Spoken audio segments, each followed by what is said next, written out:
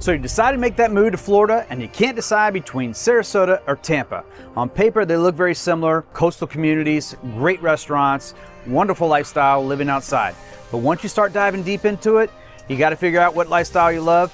They're very different. So let's take a look at both these cities through the eyes of luxury condos coming right up.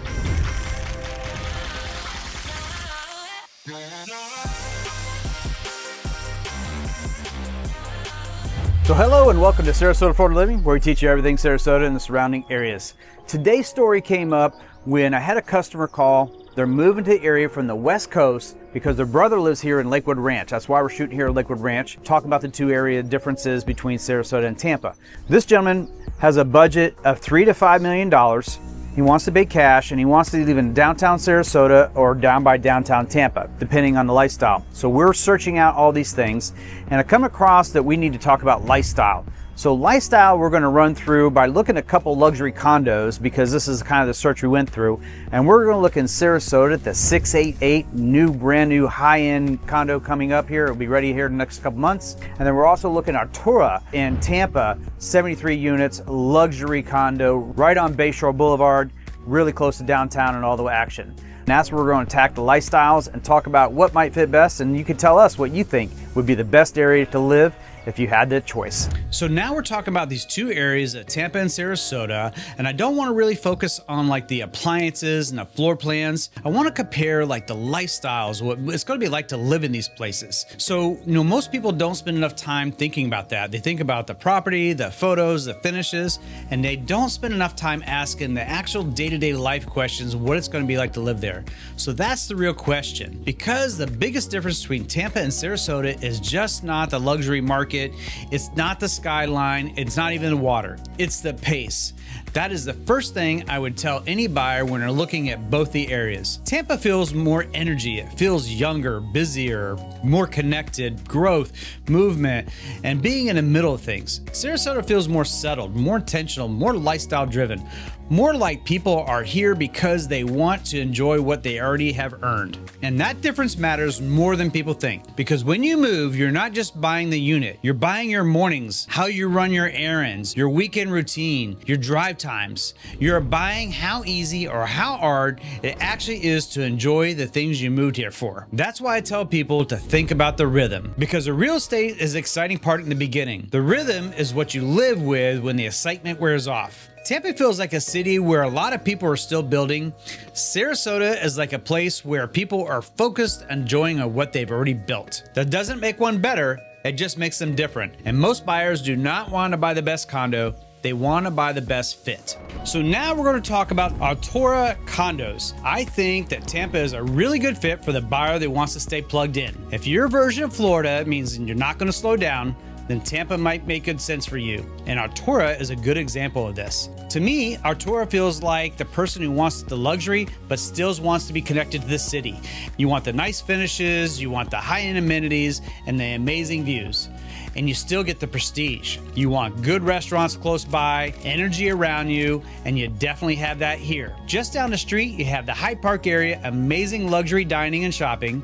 And then just 3 miles down the road, you have the exciting downtown of Tampa. You have hockey, restaurants, shopping, and the Tampa Riverwalk.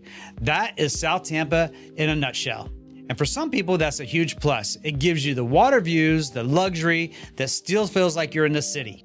So the Tampa trade-off, that means more traffic, more noise, more congestion. The easy Florida life sometimes still takes a little more effort than people imagine. And that leads us to the beach conversation, which I think is one of the biggest reality checks comparing the two places. A lot of people say they want the beach life, and that is one of the reasons why people move here. But the beach life and the beach access are not always the same thing. In Tampa, most people are going to the beach is still part of a plan. It is still something you decide to do. It's a drive. It takes some time, and it takes a little more of a thought process. That doesn't mean it's not worth it. It just means it's not always exactly what people pictured in their mind. Sarasota is different. Here, the beach and the water feel part of the normal life. It feels like something you can actually work into your normal day without turning it into an event.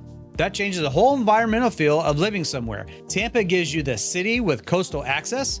Sarasota gives you the coast with city access. And those are very different lifestyles. Let's lean into the Sarasota lifestyle. Here at the 688, it's a great example of a Sarasota luxury because it really has a lot of what people are here looking for. It's more private and intentional, but it's still in the middle of everything. Located on Golden Gate Point, it has a feeling that people love. It's not completely isolated, and you're really close to downtown. You have the waterfront views, you have the Bayfront Park, and you even have the Ringling Bridge to take your morning walk to get over to the other side of St. Armands. You're only 8 minutes to the cultural side of Sarasota. You had the Van Wezel Performing Arts, you had the Ringling Art Museum, and you have Selby Gardens. And that combination is hard to find because a lot of places are either convenient or peaceful. But Golden Gate Point has them both. And that's why there's no universal winner here. There's only the right fit for the right person. Now this takes us into the money story because the two towers are also telling two different value stories. Arturo's fees run about $2,800 a month, and the listing prices are usually around $810 per square foot. There's a little more amenities than 688. At 688, the monthly fees are only $940, but the average listing prices are starting around $1,300 a square foot. It's the kind of building where the rarity is a big part of the value and the scarcity matters, especially in a luxury market. That doesn't automatically mean that the smaller building is a better value for investment, but it does mean that the resale story can be very different. With Arturo, you're buying the South Tampa luxury identity that a lot of people love and understand. And 688, you're buying something that's hard to duplicate. So really the question is, which one is better? It really depends on the value you're looking for and what makes sense for you. And if you're thinking about moving to Florida and you want to discuss a lifestyle where you think you might want to live, just give me that call, shoot me that text, or shoot me that email. I also have a discovery form down below. Fill that out. I have some other links down there. Help yourself. I look forward to talking to you, and I hope you enjoy your move here to Florida. We'd love to help you. You guys have a great day. Thank you so much.